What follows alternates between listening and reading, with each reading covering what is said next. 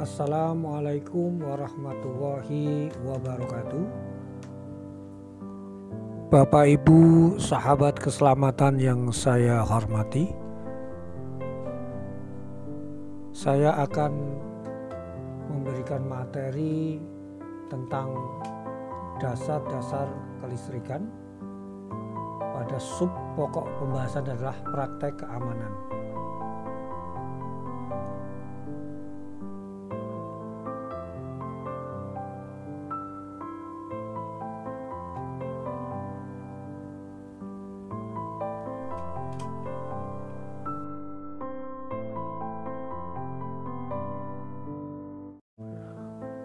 Praktek keamanan bila memungkinkan matikan semua suplai daya sebelum kita bekerja pada rangkaian listrik. Dalam dunia industri, perlindungan rangkaian dan sistem pada kondisi ini disebut dengan zero energy state, atau lebih kita kenal dengan kondisi energi normal. Bapak-bapak, ibu-ibu, sahabat keselamatan, apabila kita akan mengerjakan atau mengganti atau memasang, pastikan tidak ada arus yang bekerja pada hal yang kita kerjakan. Tujuannya jelas, keselamatan. Tujuannya jelas adalah untuk keselamatan.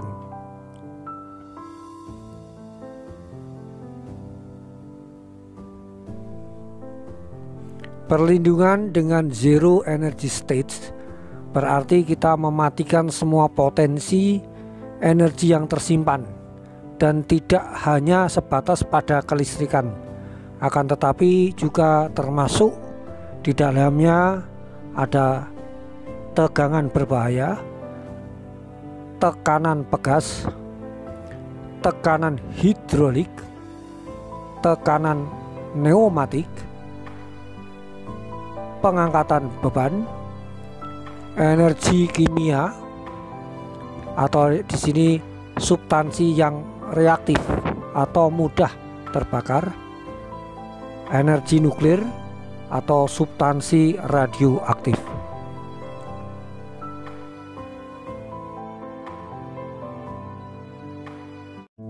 Adapun perlindungan itu bisa menggunakan circuit breaker, di mana salah satu perlindungan pada rangkaian dengan cara memutus rangkaian tersebut. Terkadang cara ini digunakan untuk mencegah apabila terjadi kelebihan arus beban. Biasanya alat ini bekerja otomatis,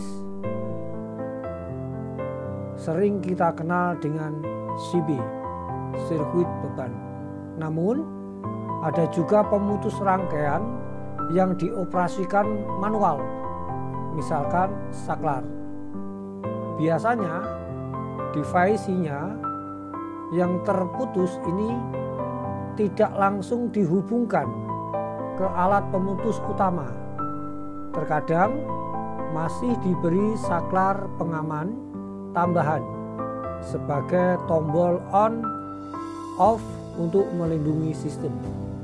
Bapak Ibu sahabat keselamatan, Bapak bisa perhatikan rangkaian listrik dengan sirkuit breaker. Bapak bisa perhatikan sumber daya, saklar pemutus, saklar on off, dan beban.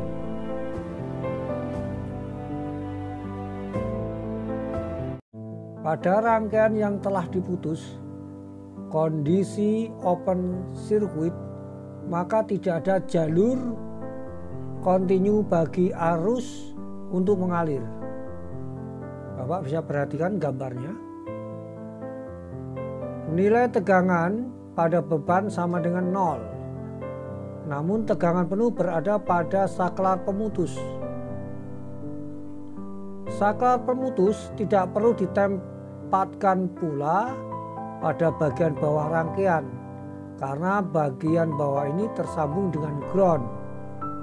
Maka secara elektris bagian ini common dengan bumi dan aman untuk disentuh.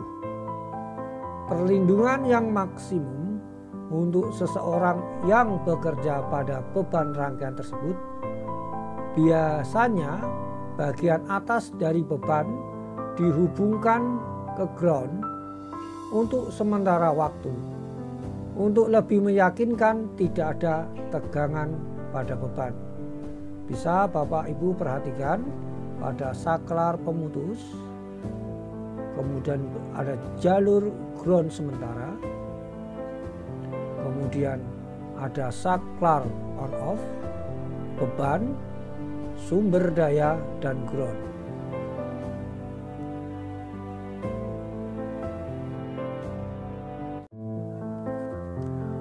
Menggunakan ground sementara pada rangkaian di bawah, Bapak bisa perhatikan penggunaan ground sementara ini, maka kedua sisi beban atas dan bawah telah dihubungkan ke ground untuk menciptakan kondisi zero energi pada beban. Karena kedua sisi beban disambung ke kedua ground, maka cara lain yang dapat dilakukan adalah dengan menyambung bagian atas beban dengan kabel yang disambungkan ke ground bagian bawah untuk keamanan yang maksimum.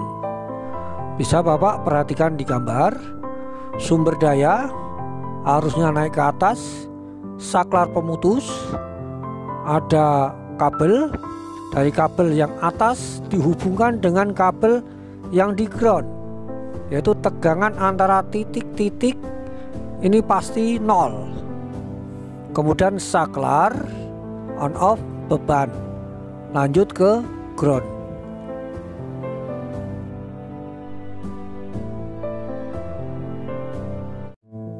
Bapak Ibu sahabat keselamatan yang saya hormati, kita masuk kepada tanggapan darurat. Tanggap darurat.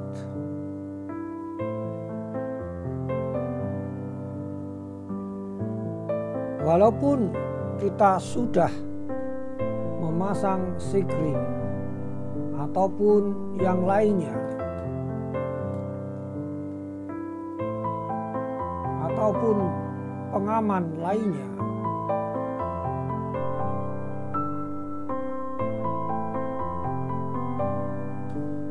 namun kecelakaan masih juga sering terjadi, baik itu kesalahan sistem ataupun human error. Apabila terjadi kecelakaan, Anda masih dapat melakukan sesuatu tindakan yang tepat yang harus dilakukan apabila seseorang menjadi korban sengatan listrik. Bila Anda melihat seseorang yang terkena setrum mengalami kejang dan tidak dapat melepaskan diri, langkah pertama adalah matikan suplai daya dengan cara memutus rangkaian pada saklar atau circuit breaker. Bila seseorang menyentuh orang yang sedang terkena setrum ini, apabila resistansi tubuh si penolong ini tidak cukup, maka bisa jadi si penolong ini ikut-ikutan terkena setrum juga dan mengalami kaku seperti korban yang pertama. Pastikan situasi telah menjadi aman apabila Anda menyentuh korban kesetrum, atau bila tidak, Anda yang akan menjadi korban berikutnya dan upaya Anda akan sia-sia.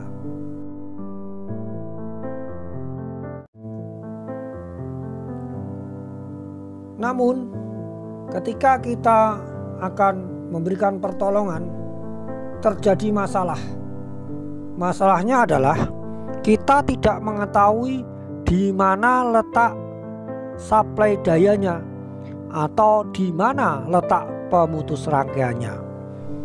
Apabila hal itu terjadi, maka yang kita lakukan adalah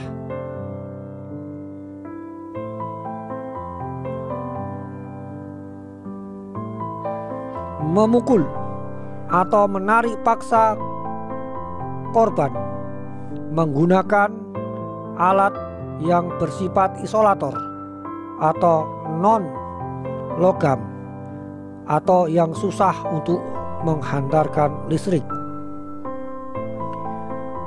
Misalkan menggunakan tali khusus yang bersifat isolator dengan cara menarik tubuh korban dengan tali ini, lalu menarik dengan paksa. Biasanya kalau korban kesetrum sudah menjadi kaku begini, menarik tubuh korban tidaklah mudah.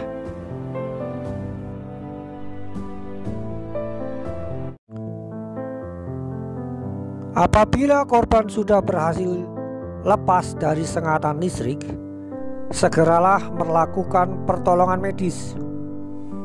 Korban tersetrum biasanya mengalami masalah pada sistem pernapasan dan peredaran darahnya.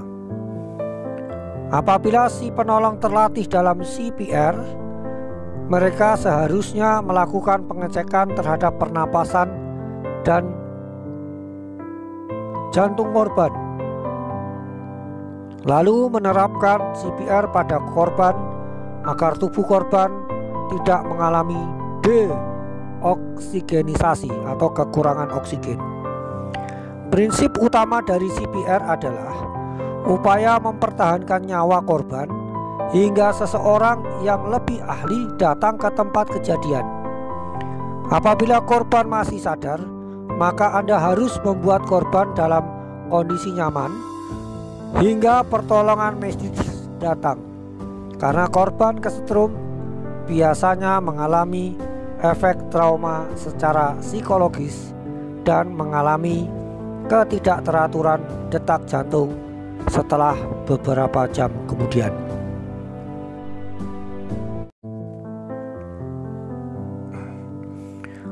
Orang yang bekerja pada suatu rangkaian listrik memiliki resiko bahaya yang besar. Namun, bahaya sengatan listrik juga dapat terjadi di tempat lainnya. Kulit dan resistansi tubuh memiliki pengaruh yang relatif terhadap bahaya sengatan listrik. Semakin tinggi nilai resistansi tubuh, maka semakin kecil bahaya yang ditimbulkan arus listrik. Begitu pula sebaliknya, semakin rendah resistansi tubuh, maka semakin besar peluang cedera yang dihasilkan dari arus listrik yang mengalir pada tubuh. Cara yang paling mudah adalah untuk menurunkan resistansi dalam tubuh adalah dengan menggunakan atau membuat basah. Oleh karena itu, menyentuh peralatan listrik dengan tangan kaki yang basah dalam kondisi berkeringat, asin, memiliki konduktif yang tinggi daripada air tawar. Berbahaya di dalam rumah. Kondisi bahaya di dalam rumah bisa di kamar mandi. Kamar mandi adalah salah satu tempat yang kemungkinan besar seseorang berada di dalam kondisi basah saat menyentuh peralatan listrik, sehingga resiko bahaya sengatan listrik sangatlah besar. Untuk itu, disarankan desain kamar mandi yang baik adalah kamar mandi di mana colokan listrik diletakkan jauh-jauh dari bak mandi, shower, dan menghindari penggunaan colokan listrik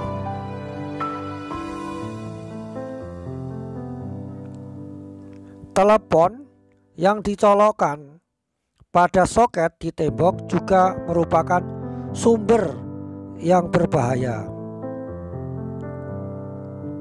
Anda bisa perhatikan kondisi bahaya adalah 30 volt, sedangkan listrik dalam telepon itu bisa sampai dengan 48 volt. Peralatan seperti telepon dan radio jangan pernah digunakan saat berada di bak mandi, dan bahkan baterai pun jangan didekatkan dengan air.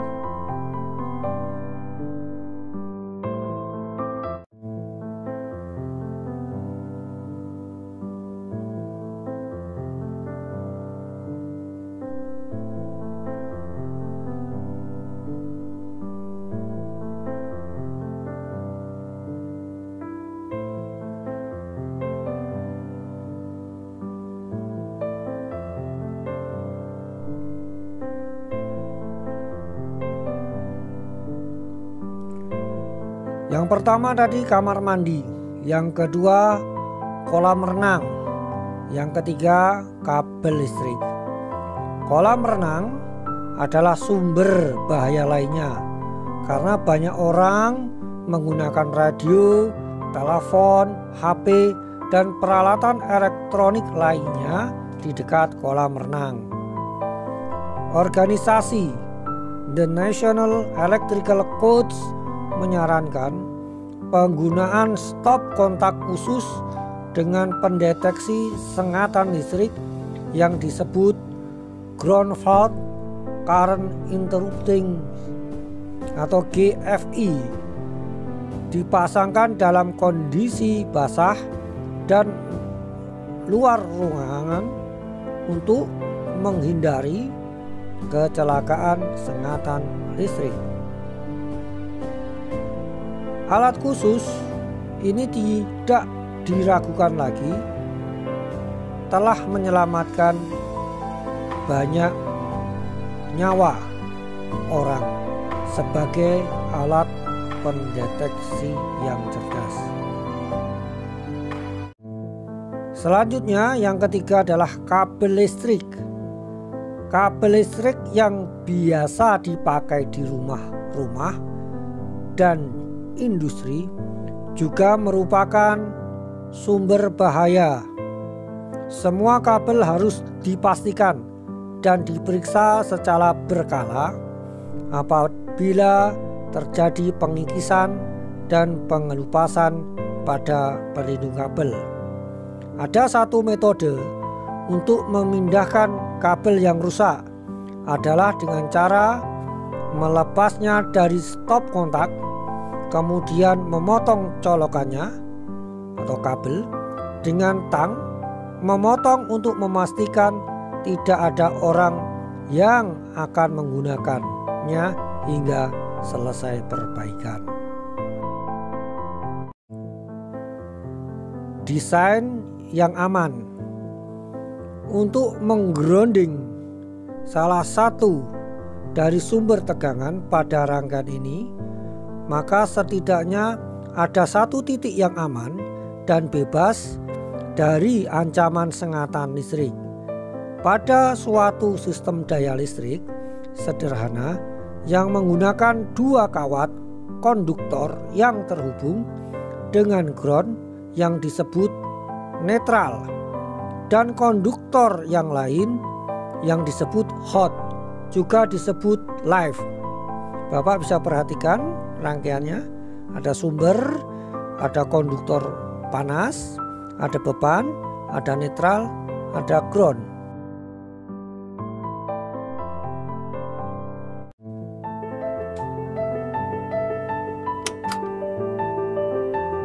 Bapak, Ibu, sahabat keselamatan yang saya hormati, Bapak bisa perhatikan diagram di bawah ini.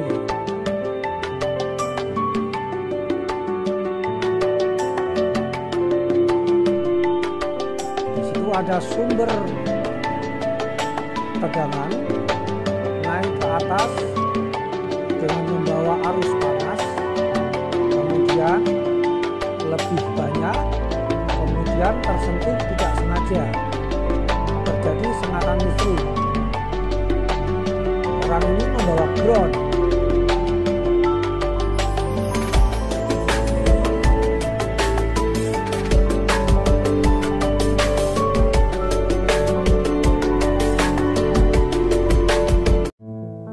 Bapak Ibu, ini adalah rangkaian daripada desain yang aman. Bisa diperhatikan pemasangannya. Di situ ada sumber daya naik ke atas yang panas, baru terjadi pemasangan saklar, kemudian beban. Bila beban tersentuh, saklar terbuka secara otomatis, maka tidak akan terjadi tersetrum orang tersebut. Bapak Ibu sahabat keselamatan yang saya hormati, demikian dalam bab ini saya sampaikan, bisa dimengerti, dan kita ketemu di lain waktu dan kesempatan. Wassalamualaikum warahmatullahi wabarakatuh.